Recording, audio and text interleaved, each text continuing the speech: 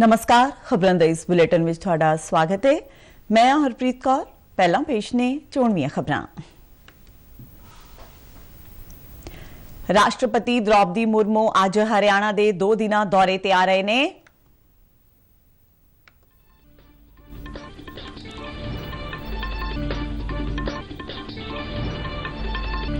केंद्रीय खजाना मंत्री निर्मला सीतारमण ने किरत संगठनां दे भाईवालां नाल बजट तो पहलां दी विचार चर्चा की।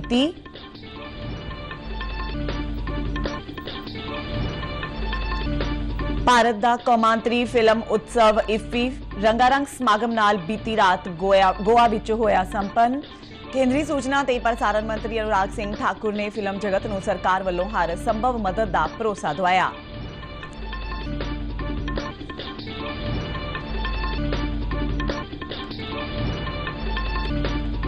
ते देश विच पिछले 8 वरियां दौरान दुध उत्पादन विच 8 करोड़ 30 लाख टन का वाधा दर्ज।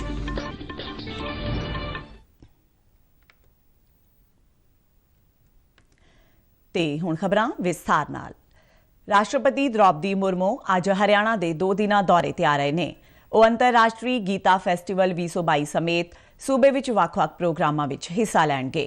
राष्ट्रपति अज कुरुक्षेत्र विच गीता पूजन अते गीता यज्ञ विच प्रार्थना करन लई ब्रह्म सरोवर पहुंचणगे। उस तो बाद राष्ट्रपति मुर्मू सूबा प्रदर्शनी, हरियाणा पवेलियन ते शिल्प उद्यान का उद्घाटन करनगे। राष्ट्रपति मध्य प्रदेश के पवेलियन का भी दौरा करनगे। मध्य प्रदेश इस साल के अंतरराष्ट्रीय गीता फैसटीवल 2022 विच हिस्सा लै रहा है। इस तो इलावा राष्ट्रपति मुर्मू कुरुक्षेत्र यूनीवर्सिटी अते हरियाणा ट्रांसपोर्ट दी ई-टिकटिंग प्रणाली निरोगी हरियाणा स्कीम का वर्चुअली उद्घाटन करनगे ते 950 करोड़ रुपए नाल तैयार किए जा रहे सिरसा मैडिकल कॉलेज का भी नींह पत्थर रखणगे। केंद्रीय खजाना मंत्री निर्मला सीतारमण ने कल किरत संगठनां दे भाईवालां नाल बजट तो पहलां दी विचार चर्चा की। वित्त मंत्री ने इस तो पहलां समाजिक खेतर के नुमाइंदियां, उद्योगपतियां अते बुनियादी ढांचे ते जलवायु तब्दीली, खेतीबाड़ी ते प्रोसैसिंग सनत दे माहिरां नाल भी मीटिंग की। इस दौरान सरकार ने केंद्रीय बजट 2023-24 लई लोकां दे विचार अते सुझाव मंगे ने। लोक सभा स्पीकर ओम बिरला ने कहा है कि लोकतंत्र अते लोकतांत्रिक कदरां कीमतां भारत दे लोकां दे जीवन दा तरीका ने। नवी दिल्ली स्थित संसद भवन कंपलैक्स विच आयोजित 36वें संसदी इंटर्नशिप प्रोग्राम नूं संबोधन करदिआं उन्हां इह गल आखी। इस प्रोग्राम का आयोजन लोक सभा सकत्रेत वल्लों किया गया है। इस विच 17 मुल्कां तो 44 प्रतिनिधि हिस्सा लै रहे हैं। ओम बिरला ने कहा कि भारत ने अपने संविधान राहीं लोकतंत्र नूं समृद्ध बनाया है। उन्होंने कहा कि भारतीय रवायतां अते सभ्याचार विच जीवन के सारे खेत्रां विच लोकतंत्रिक कदरां कीमतां दा पालन किया जाता है। उन्होंने कहा कि संविधान निर्मातावां ने लोकां दे भविख दा मार्गदर्शन करन लई संसदी लोकतंत्र अपनाउण दा फैसला किया, क्यों जो ये शासन का एक श्रेष्ठ रूप है। लोक सभा स्पीकर ने कहा कि उदों तो ही भारत होर देशां लई संसदी लोकतंत्र का मार्गदर्शक रहा है। रक्षा मंत्री राजनाथ सिंह ने फ्रांस के रक्षा मंत्री सेबेस्टियन लेकुर्नो नाल नवी दिल्ली विच चौथी भारत फ्रांस सालाना रक्षा गलबात की सह प्रधानगी की। फ्रांस के रक्षा मंत्री 2 दिन की भारत यात्रा ते ने। गलबात दौरान दोहां धिरां ने रक्षा संबंधां, अतवाद की रोकथाम, हिंद प्रशांत खेतर विच समुद्री सुरक्षा अते आत्मनिर्भर भारत नीति मुताबक सनती ते तकनोलॉजी सांझेदारी समेत ਵੱਖ-ਵੱਖ विषयों ते चर्चा की। सेबेस्टियन लेकोर्नो विदेश मंत्री डॉक्टर एस जयशंकर नाल भी मुलाकात करनगे। ਉਹ उन्हां नाल यूरोप अते हिंद प्रशांत खेतर विच मौजूदा स्थिति समेत आपसी हितां बारे वैश्विक मुद्दों ते गलबात करनगे। फ्रांस के रक्षा मंत्री कौमी सुरक्षा सलाहकार अजीत डोवाल नाल भी मुलाकात करनगे ते अतवाद नाल लड़न दे करीबी सहयोग समेत खेतरी सुरक्षा मुद्दों संबंधी गलबात करनगे। भारत अते मलेशिया का संयुक्त फौजी अभ्यास हरिमाऊ शक्ति 2022 मलेशिया के पुलई कलांग विच शुरू होया। यह अभ्यास 12 दसंबर तक चलेगा। रक्षा मंत्रालय मुताबक हरिमाऊ शक्ति नाल भारत अते मलेशिया दीआं फौजां विचाले रक्षा सहयोग वधाउण विच मदद मिलेगी।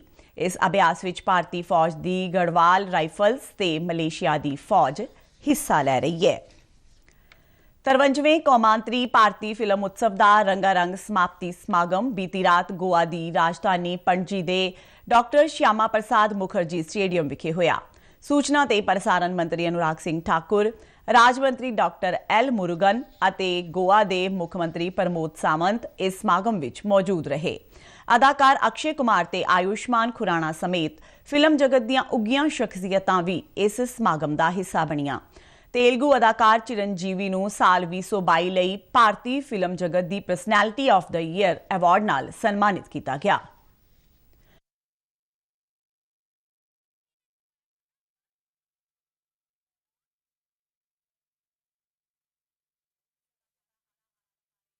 अदाकार अक्षय कुमार नूं भी फिल्म जगत विच दित्तियां गईयां सेवावां लई सन्मानित किया गया। अपने संबोधन में अनुराग सिंह ठाकुर ने कहा कि इस फिल्म उत्सव राही नवें टैलेंट नूं सामने लियाउण विच काफ़ी मदद मिली है।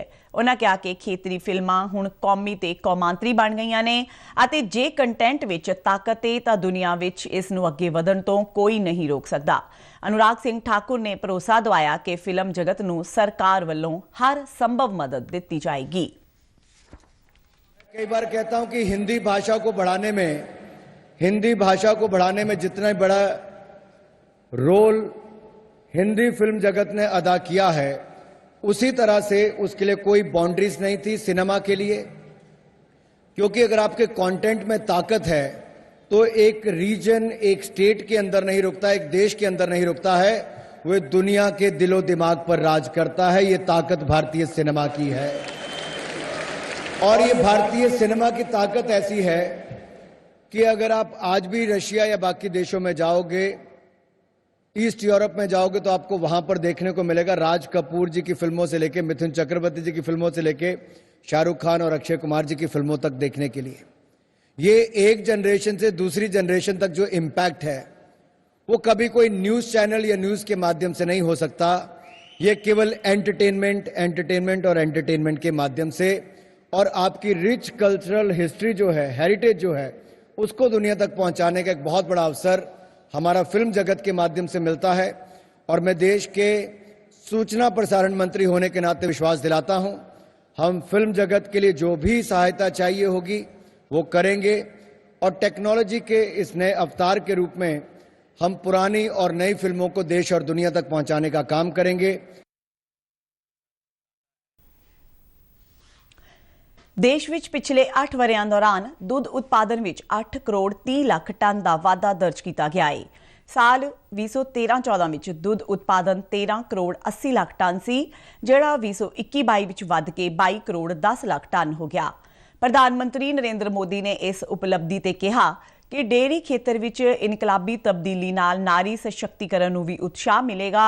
केंद्रीय मच्छी पशु पालन ते डेयरी मंत्री पुरुषोत्तम रुपाला ने कहा कि डेयरी ते पशु पालन खेतर विच पिछले 8 वरियां विच होईयां तब्दीलियां अते नीतिगत फैसलियां कारण अजिहा संभव होया है।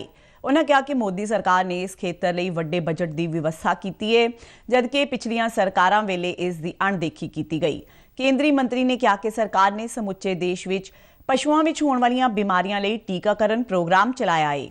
पुरुषोत्तम रुपाला ने दस्सिया कि पहलां यह टीकाकरण मुहिम कुछ 94 सूबियां ਅਤੇ ਜ਼ਿਲ੍ਹਿਆਂ ਵਿੱਚ ਚਲਾਈ ਜਾਂਦੀ ਸੀ, ਪਰ ਹੁਣ ਇਸ ਨੂੰ ਸਮੁੱਚੇ ਦੇਸ਼ ਵਿੱਚ ਰੋਗ ਖਤਮ ਕਰਨ ਸੰਬੰਧੀ ਪ੍ਰੋਗਰਾਮ ਵਜੋਂ ਚਲਾਇਆ ਗਿਆ ਹੈ। ਭਾਰਤੀ ਜਨਤਾ ਪਾਰਟੀ ਦੇ ਸੂਬਾ ਮੀਤ ਪ੍ਰਧਾਨ ਰਾਕੇਸ਼ ਰਾਠੌਰ ਨੇ ਨਗਰ ਨਿਗਮ ਚੋਣਾਂ ਦੀਆਂ ਤਿਆਰੀਆਂ ਸੰਬੰਧੀ ਜਲੰਧਰ ਵੈਸਟ ਅਸੈਂਬਲੀ ਹਲਕੇ ਵਿੱਚ ਪੈਂਦੇ पार्टी के 10 नंबर मंडल के ਵੱਖ-ਵੱਖ वार्डां के अहदेदारां नाल एक मीटिंग की। इस मीटिंग विच मंडल प्रधान दविंदर भारद्वाज भी शामिल रहे।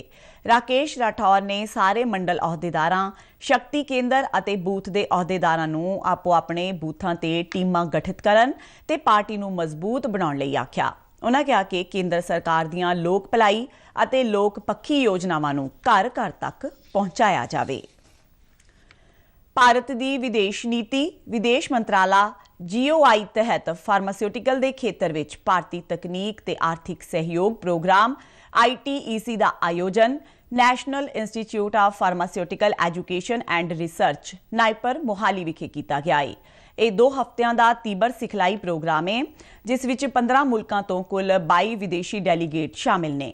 ਇਹ ਪ੍ਰੋਗਰਾਮ 9 ਦਸੰਬਰ ਤੱਕ ਚੱਲੇਗਾ ਤੇ ਇਸ ਦੌਰਾਨ ਫਾਰਮਾਸਿਊਟੀਕਲ ਦੇ ਖੇਤਰ ਸੰਬੰਧੀ ਵੱਖ-ਵੱਖ ਨਵੀਆਂ ਜਾਣਕਾਰੀਆਂ ਦਿੱਤੀਆਂ ਜਾਣਗੀਆਂ। ਨਾਈਪਰ ਮੋਹਾਲੀ ਦੇ ਕਾਰਜਕਾਰੀ ਡਾਇਰੈਕਟਰ ਪ੍ਰੋਫੈਸਰ ਪੀਵੀ ਪਰਤਯਮ ਨੇ ਪਤਵੰਤਿਆਂ ਦਾ ਸਵਾਗਤ ਕਰਦਿਆਂ ਨਾਈਪਰ ਮੋਹਾਲੀ ਵੱਲੋਂ ਚਲਾਏ ਜਾ ਰਹੇ 25 ਕੋਰਸਾਂ ਤੇ ਖੋਜਾਂ ਸੰਬੰਧੀ ਜਾਣਕਾਰੀ ਦਿੱਤੀ। ਉਨ੍ਹਾਂ ਕਿਹਾ ਕਿ ITEC ਪ੍ਰੋਗਰਾਮਾਂ ਤੋਂ ਹੁਣ ਤੱਕ 600 ਵਿਦੇਸ਼ੀ ਵੀ ਲਾਭ ਲੈ ਚੁੱਕੇ ਨੇ। ਇਸ ਪ੍ਰੋਗਰਾਮ ਦੌਰਾਨ ਵੱਖ-ਵੱਖ ਸਿਖਲਾਈ ਸੈਸ਼ਨ ਆਯੋਜਿਤ ਕੀਤੇ ਜਾਣਗੇ ਤੇ ਫਾਰਮਾ ਕੰਪਨੀ ਸਮੇਤ ਇੱਕ ਅਕਾਦਮਿਕ ਅਦਾਰੇ ਦਾ ਦੌਰਾ ਵੀ ਕਰਵਾਇਆ ਜਾਵੇਗਾ। ਕੋਰਸ ਦੇ ਕੋਆਰਡੀਨੇਟਰ ਪ੍ਰੋਫੈਸਰ ਇੰਦਰਪਾਲ ਸਿੰਘ ਨੇ ITEC ਪ੍ਰੋਗਰਾਮ ਸੰਬੰਧੀ ਵਿਸਥਾਰ ਨਾਲ ਜਾਣਕਾਰੀ ਦਿੱਤੀ। ਹਥਿਆਰਬੰਦ ਫੌਜਾਂ ਦੇ ਝੰਡਾ ਦਿਵਸ ਸੰਬੰਧੀ ਕਨਕਲੇਵ ਦਾ ਚੌਥਾ ਐਡੀਸ਼ਨ ਅੱਜ ਨਵੀਂ ਦਿੱਲੀ ਵਿੱਚ ਆਯੋਜਿਤ ਕੀਤਾ ਜਾਵੇਗਾ। ਰੱਖਿਆ ਮੰਤਰੀ ਰਾਜਨਾਥ ਸਿੰਘ ਇਸ ਦੇ ਮੁੱਖ ਮਹਿਮਾਨ ਹੋਣਗੇ। ਇਸ ਮੌਕੇ ਰਾਜਨਾਥ ਸਿੰਘ ਹਥਿਆਰਬੰਦ ਫੌਜ ਝੰਡਾ ਦਿਵਸ ਫੰਡ ਸੰਬੰਧੀ ਨਵੀਂ ਵੈਬਸਾਈਟ ਦੀ ਸ਼ੁਰੂਆਤ ਕਰਨਗੇ। ਉਹ ਹਥਿਆਰਬੰਦ ਫੌਜ ਝੰਡਾ ਦਿਵਸ ਦੀ ਪ੍ਰਚਾਰ ਮੁਹਿੰਮ ਦਾ ਮੁੱਖ ਗੀਤ ਵੀ ਜਾਰੀ ਕਰਨਗੇ। ਪੰਜਾਬੀ ਯੂਨੀਵਰਸਿਟੀ ਪਟਿਆਲਾ ਦੇ ਯੁਵਕ ਭਲਾਈ ਵਿਭਾਗ ਅਤੇ ਪੰਜਾਬ ਸੰਗੀਤ ਨਾਟਕ ਅਕਾਦਮੀ ਚੰਡੀਗੜ੍ਹ ਦੇ ਸਹਿਯੋਗ ਨਾਲ ਸਾਰਥਕ ਰੰਗਮੰਚ ਅਤੇ ਸੋਸ਼ਲ ਵੈਲਫੇਅਰ ਸੁਸਾਇਟੀ ਪਟਿਆਲਾ ਵੱਲੋਂ ਕਰਵਾਏ ਜਾ ਰਹੇ 8ਵੇਂ ਨੌਰਾ ਰਿਚਰਡ ਥੀਏਟਰ ਫੈਸਟੀਵਲ ਦੇ ਤੀਜੇ ਦਿਨ ਪਾਲੀ ਭੁਪਿੰਦਰ ਦਾ ਲਿਖਿਆ ਤੇ ਡਾਕਟਰ ਅਨੀਤਾ ਸ਼ਬਦੀਸ਼ ਦਾ ਨਿਰਦੇਸ਼ਿਤ ਨਾਟਕ ਦਿੱਲੀ ਰੋਡ ਤੇ ਇੱਕ ਹਾਦਸਾ ਖੇਡਿਆ ਗਿਆ। ਇਸ ਨਾਟਕ ਦੇ ਕੇਂਦਰ ਵਿੱਚ ਭਾਰਤੀ ਸਿਆਸਤ ਦਾ ਸੱਤਾ ਸੰਘਰਸ਼ ਰਿਹਾ। ਇਸ ਸੋਲੋ ਨਾਟਕ ਨੂੰ ਅਨੀਤਾ ਸ਼ਬਦੀਸ਼ ਨੇ ਬਹੁਤ ਖੂਬ ਨਿਭਾਇਆ। ਸਮਾਗਮ ਦੇ ਮੁੱਖ ਮਹਿਮਾਨ ਡਾਕਟਰ ਇੰਦਰਜੀਤ ਸਿੰਘ ਨੇ ਨਾਟਕ ਦੀ ਪ੍ਰਸ਼ੰਸਾ ਕਰਦਿਆਂ ਕਿਹਾ ਕਿ ਕਲਾਕਾਰਾਂ ਨੇ ਬਹੁਤ ਖੂਬੀ ਨਾਲ ਸਮਾਜ ਵਿੱਚ ਚੱਲਦੇ ਹਾਲਾਤਾਂ ਦਾ ਨਕਸ਼ਾ ਸਾਰਿਆਂ ਸਾਹਮਣੇ ਰੱਖਿਆ। ਗੁਜਰਾਤ ਦੀਆਂ ਵਿਧਾਨ ਸਭਾ ਚੋਣਾਂ ਦੇ ਪਹਿਲੇ ਪੜਾਅ ਦੇ ਚੋਣ ਪ੍ਰਚਾਰ ਦਾ ਅੱਜ ਆਖਰੀ ਦਿਨ ਨੇ। ਚੋਣ ਪ੍ਰਚਾਰ ਅੱਜ ਸ਼ਾਮ 5 ਵਜੇ ਬੰਦ ਹੋ ਜਾਵੇਗਾ। ਵਿਧਾਨ ਸਭਾ ਚੋਣਾਂ 2 ਪੜਾਵਾਂ ਤਹਿਤ ਕਰਵਾਈਆਂ ਜਾ ਰਹੀਆਂ ਨੇ। ਪਹਿਲੇ ਪੜਾਅ ਦੌਰਾਨ ਸੂਬੇ ਵਿੱਚ ਮਤਦਾਨ 1 ਦਸੰਬਰ ਨੂੰ ਤੇ ਦੂਜੇ ਪੜਾਅ ਤਹਿਤ ਮਤਦਾਨ 5 ਦਸੰਬਰ ਨੂੰ ਹੋਵੇਗਾ। ਇਸ ਤੋਂ ਪਹਿਲਾਂ ਸੂਬੇ ਵਿੱਚ ਹੋਏ ਜ਼ਬਰਦਸਤ ਚੋਣ ਪ੍ਰਚਾਰ ਤਹਿਤ ਸਾਰੀਆਂ ਸਿਆਸੀ ਪਾਰਟੀਆਂ ਨੇ ਵੋਟਰਾਂ ਨੂੰ ਆਪਣੇ ਹੱਕ ਵਿੱਚ ਕਰਨ ਲਈ ਕੋਈ ਕਸਰ ਨਹੀਂ ਛੱਡੀ। ਸਾਰੀਆਂ ਸਿਆਸੀ ਪਾਰਟੀਆਂ ਦੇ ਚੋਟੀ ਦੇ ਆਗੂ ਗੁਜਰਾਤ ਦੇ ਚੋਣ ਪ੍ਰਚਾਰ ਵਿੱਚ ਆਪੋ ਆਪਣੀਆਂ ਪਾਰਟੀਆਂ ਨੂੰ ਜਿਤਾਉਣ ਲਈ ਪੂਰੀ ਵਾਹ ਲਗਾ ਰਹੇ ਨੇ। ਚੀਨ ਵਿੱਚ ਕੋਵਿਡ ਕਾਰਨ ਲਗਾਏ ਗਏ ਲਾਕਡਾਊਨ ਤੇ ਸਖਤ ਪਾਬੰਦੀਆਂ ਦੇ ਖਿਲਾਫ ਵਿਰੋਧ ਪ੍ਰਦਰਸ਼ਨ ਬੀਜਿੰਗ ਤੇ ਸ਼ੰਘਾਈ ਸਮੇਤ ਕਈ ਵੱਡੇ ਸ਼ਹਿਰਾਂ ਤੱਕ ਫੈਲ ਗਏ ਨੇ। ਰਾਸ਼ਟਰਪਤੀ ਜਿਨਪਿੰਗ ਦੀ ਜ਼ੀਰੋ ਕੋਵਿਡ ਨੀਤੀ ਦੇ ਖਿਲਾਫ ਬੀਤੀ ਰਾਤ ਸੈਂਕੜੇ ਪ੍ਰਦਰਸ਼ਨਕਾਰੀ ਬੀਜਿੰਗ ਵਿੱਚ ਇਕੱਠੇ ਹੋਏ। ਸ਼ੰਘਾਈ ਵਿੱਚ ਦੂਜੀ ਵਾਰ ਪ੍ਰਦਰਸ਼ਨਕਾਰੀਆਂ ਨੇ ਸਰਕਾਰ ਵਿਰੋਧੀ ਨਾਅਰੇ ਲਗਾਏ ਤੇ ਲਾਕਡਾਊਨ ਖਤਮ ਕਰਨ ਦੀ ਮੰਗ ਕੀਤੀ। ਚੀਨ ਵਿੱਚ ਹੁਣ 40,000 ਤੋਂ ਵੱਧ ਕੋਵਿਡ ਦੇ ਨਵੇਂ ਮਾਮਲਿਆਂ ਦੀ ਪੁਸ਼ਟੀ ਹੋਈ ਹੈ, ਜਿਸ ਦੌਰਾਨ ਸਟੇਟ ਕਾਉਂਸਲ ਨੇ ਹਾਲ ਹੀ ਵਿੱਚ ਐਲਾਨੀ ਜ਼ੀਰੋ ਕੋਵਿਡ ਨੀਤੀ ਦੇ 20 ਬਿੰਦੂਆਂ ਨੂੰ ਸਹੀ ਢੰਗ ਨਾਲ ਲਾਗੂ ਕਰਨ ਲਈ ਸਥਾਨਕ ਅਧਿਕਾਰੀਆਂ ਨੂੰ ਦੋਸ਼ੀ ਠਹਿਰਾਇਆ ਹੈ। ਵਿਸ਼ਵ ਪ੍ਰਸਿੱਧ ਖਿਡਾਰਨ PT ਊਸ਼ਾ ਦਾ ਭਾਰਤੀ ਓਲੰਪਿਕ ਸੰਘ ਦੇ ਪਹਿਲੇ ਮਹਿਲਾ ਪ੍ਰਧਾਨ ਬਣਨ ਦਾ ਰਸਤਾ ਸਾਫ਼ ਹੋ ਗਿਆ ਹੈ, ਕਿਉਂਕਿ 10 ਦਸੰਬਰ ਨੂੰ ਇਸ ਅਹੁਦੇ ਲਈ ਹੋਣ ਵਾਲੀਆਂ ਚੋਣਾਂ ਲਈ ਉਹ ਇਕੱਲੇ ਉਮੀਦਵਾਰ ਵਜੋਂ ਉੱਭਰੇ ਨੇ। 58 ਸਾਲਾ PT ਊਸ਼ਾ ਇੱਕ ਬਹੁਪੱਖੀ ਏਸ਼ੀਅਨ ਗੇਮਸ 골ਡ ਮੈਡਲਿਸਟ ਹੈ ਤੇ 1984 ਓਲੰਪਿਕਸ ਹਰਡਲਸ ਫਾਈਨਲ ਵਿੱਚ ਚੌਥੀ ਜਗ੍ਹਾ ਪ੍ਰਾਪਤ ਕਰਨ ਵਾਲੀ ਖਿਡਾਰਨ ਹੈ। ਬੀਤੇ ਦਿਨ ਇਸ ਅਹੁਦੇ ਲਈ ਉਹਨਾਂ ਨੇ ਆਪਣੀ ਨਾਮਜ਼ਦਗੀ ਪੱਤਰ ਦਾਖਲ ਕੀਤੇ ਸਨ। ਇਸ ਅਹੁਦੇ ਲਈ ਨਾਮਜ਼ਦਗੀ ਪੱਤਰ ਦਾਖਲ ਕਰਨ ਦਾ ਸਮਾਂ ਸੀਮਾ ਕੱਲ੍ਹ ਸਮਾਪਤ ਹੋ ਗਈ। ਭਾਰਤੀ ਓਲੰਪਿਕ ਸੰਘ ਦੇ 95 ਸਾਲਾ ਇਤਿਹਾਸ ਵਿੱਚ PT ਊਸ਼ਾ ਪਹਿਲੇ ਅੰਤਰਰਾਸ਼ਟਰੀ ਮੈਡਲਿਸਟ ਹੋਣਗੇ ਜੋ ਇਸ ਦੀ ਅਗਵਾਈ ਕਰਨਗੇ। ਕਤਰ ਵਿੱਚ ਖੇਡੇ ਜਾ ਰਹੇ FIFA ਫੁੱਟਬਾਲ ਵਿਸ਼ਵ ਕੱਪ ਦੇ ਗਰੁੱਪ H ਵਿੱਚ ਕਾਨਾ ਨੇ ਦੱਖਣ ਕੋਰੀਆ ਨੂੰ 3-2 ਨਾਲ ਹਰਾ ਦਿੱਤਾ। ਦੱਖਣ ਕੋਰੀਆ ਵੱਲੋਂ ਸੇਚੋ ਗਿਊਸੰਗ ਨੇ 2 ਗੋਲ ਕੀਤੇ। ਉੱਥੇ ਕਾਨਾ ਵੱਲੋਂ ਕੁਦਸ ਮੁਹੰਮਦ ਨੇ 2 ਅਤੇ ਮੁਹੰਮਦ ਲੁਈਸ ਨੇ 1 ਗੋਲ ਕੀਤਾ। ਇਸ ਤੋਂ ਪਹਿਲਾਂ ਸਰਬੀਆ ਤੇ ਕੈਮਰੂਨ ਦੇ ਮੁਕਾਬਲੇ ਦੌਰਾਨ ਦੋਨਾਂ ਨੇ 3-3 ਗੋਲ ਕੀਤੇ, ਜਿਸ ਨਾਲ ਇਹ ਮੈਚ ਬਰਾਬਰੀ ਤੇ ਖਤਮ ਹੋ ਗਿਆ। ਕੱਲ੍ਹ ਹੋਏ ਗਰੁੱਪ G ਦੇ ਇੱਕ ਹੋਰ ਮੁਕਾਬਲੇ ਵਿੱਚ ਬ੍ਰਾਜ਼ੀਲ ਨੇ ਸਵਿਟਜ਼ਰਲੈਂਡ ਨੂੰ 1 ਗੋਲ ਨਾਲ ਹਰਾ ਕੇ ਜਿੱਤ ਹਾਸਲ ਕੀਤੀ। ਇਸ ਦੇ ਨਾਲ ਹੀ ਬ੍ਰਾਜ਼ੀਲ ਆਖਰੀ 16 ਟੀਮਾਂ ਵਿੱਚ ਸ਼ਾਮਲ ਹੋ ਗਿਆ ਹੈ। ਤੇ ਇਸ ਦੇ ਨਾਲ ਹੀ ਖਬਰਾਂ ਦਾ ਇਹ ਬੁਲੇਟਿਨ ਖਤਮ ਹੁੰਦਾ ਹੈ। ਆਗਿਆ ਦਿਓ, ਨਮਸਕਾਰ।